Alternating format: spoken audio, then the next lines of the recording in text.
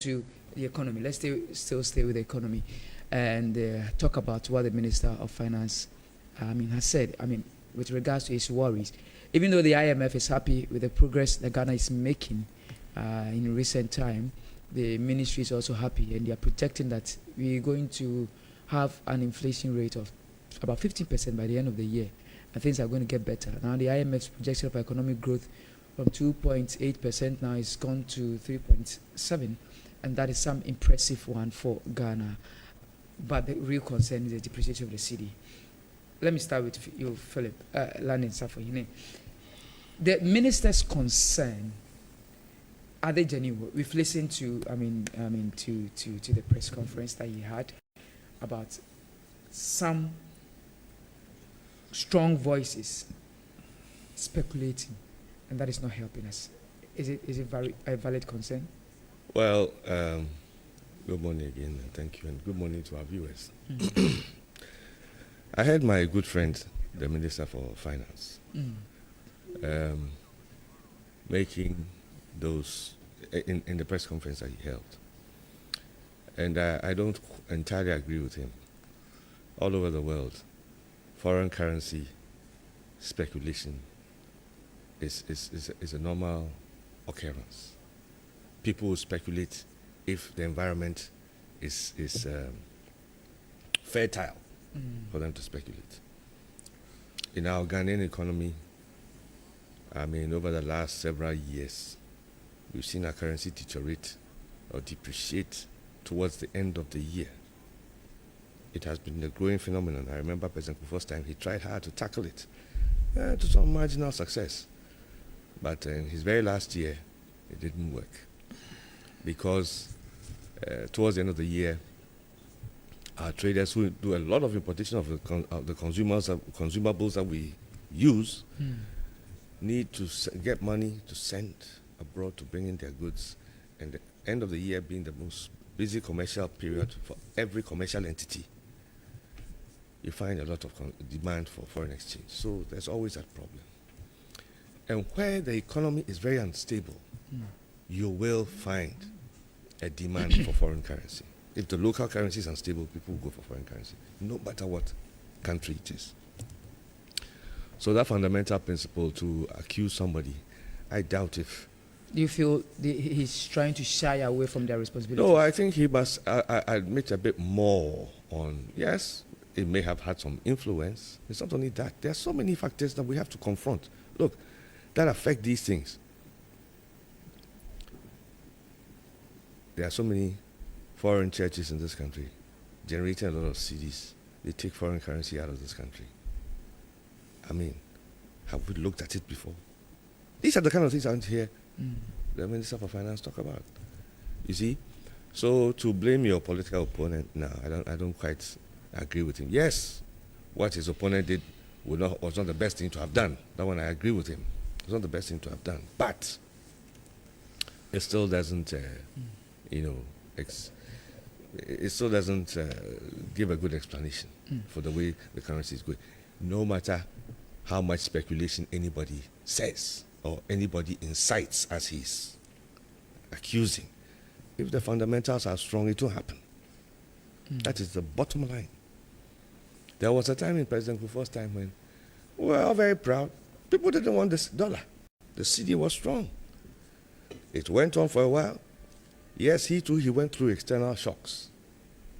The world price of oil went up. We had all kinds of problems. He had the same problem with cement, and it's affected the economy. These are the realities that every manager of the economy has to deal with. Okay. So, to try and blame a political opponent for trying to incite speculation, I'm not sure is a good excuse. Okay. Honorable Kilcon.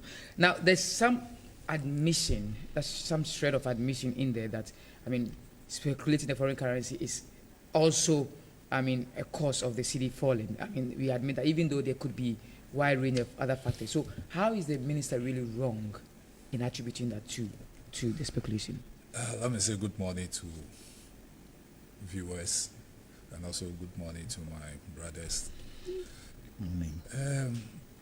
You see, speculation cannot lead to sustained depreciation of a currency.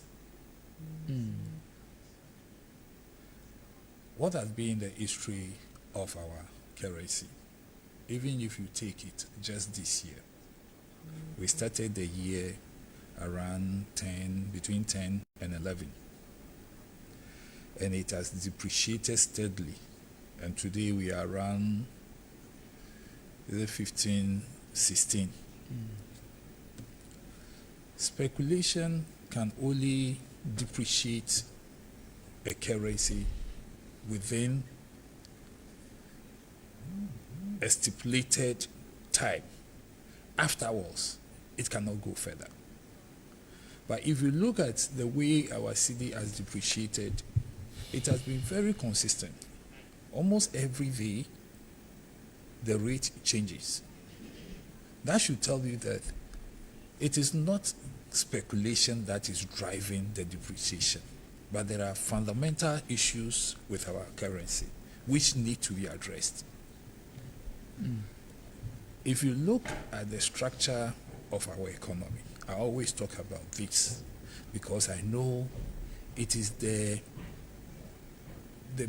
one of the biggest challenges that faces this economy.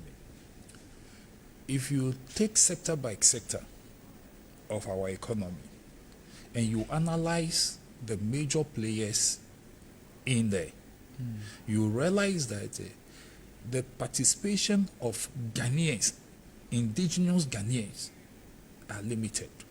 There are just a few who are participating. So at the end of the day, there is capital flight. And that's another concern, Yes, similar concern so that it's a problem that to me, as a nation, we need to be very deliberate about. And let's come out with measures to correct that system. Because you talk about GDP growth increasing, all other parameters going up, but you realize that the money, the expansion that has come does not stay within the country. It is only on paper.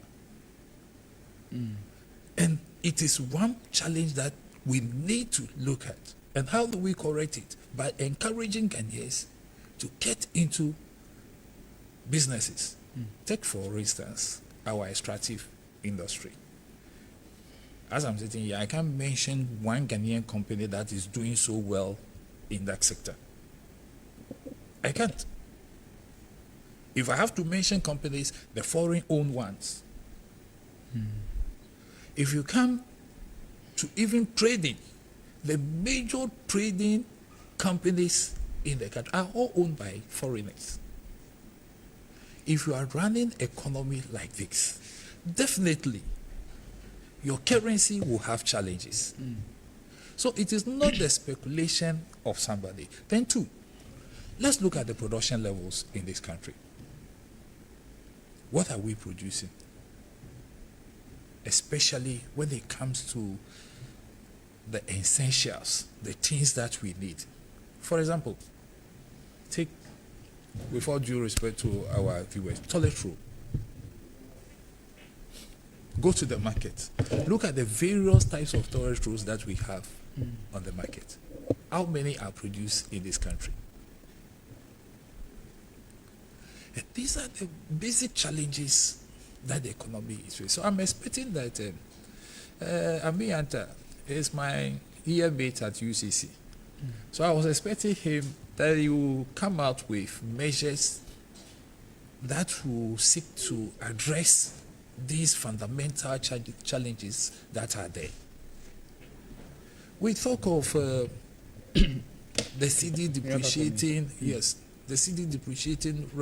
We as if we don't have the solutions to them. But the solutions too are there. You know, the medium term, the long term solutions are there that we have to focus on. These habits of trying to get foreign exchange through borrowing and just to soar up our reserve to give the cedi some sort of artificial stability, is not sustaining. And he mentioned that, the foreign reserves that we're going to receive inflow of about 2.9 billion, and that he believes is also going to cushion the city, give it some strength to compete with the dollar. And the foreign the reserves of the Bank of Ghana is also increasing now to Is about it 900 million. until we correct the fundamental challenges, any amount of dollars or any currency that will come in will be like we are going to fetch water with a basket. Let's correct it first. When you correct it, any amount that comes in, then it will have the effect that we want it to have on the economy. So we should correct the basics first. Yes. And Openi, do you also agree that he's channeling his energy to the wrong direction if he wants to fix the city depreciation through, what he has observed with speculation? Good morning to our viewers. Speculation is something that is part and parcel of governance. It's part and parcel of, running a finance ministry. People will speculate all the time. Abroad, you have people whose job is to speculate. But you've got to be able to make sure that there's sustainability. So the finance minister is talking about money coming in to shore up the city. Is it sustainable? If you look, the city has been doing yo-yo jumping. Today is up, tomorrow is down. Today is up, tomorrow is down. It shows something isn't right. Look, the city's depreciation has slowed, economic growth because of higher imports. Higher imports, which is a challenge, and cost of inflation. And the cost of inflation, what has it done? It's reduced the purchasing power of the ordinary Ghanaian.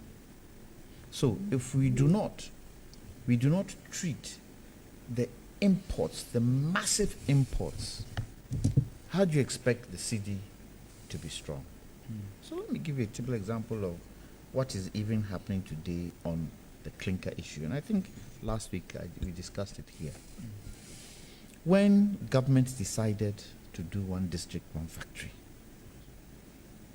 some of us speculated that yes, one district, one factory is a good thing. However, look at those areas where capital flight is killing this country. Look at the poultry industry. Look at the sugar industry. Look at the rice industry. Now look at the clinker industry. Try as much as possible to start putting industries of that nature in place. What then happens? The cocoa industry with our cocoa sacks. Start putting that in place. If the MPP, when they came in 2017, they had put some of these things in place, and in 8 years, at least 2-3 industries would be working today. I demonstrated to you last week that we can produce clinker in this country. We have all the raw materials to produce clinker in this country.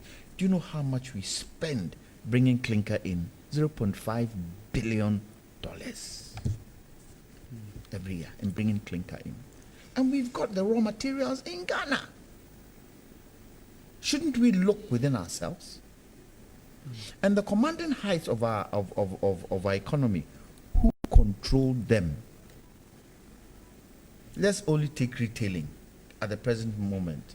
Malcolm is third generation of foreigners. Yeah. Third generation of foreigners.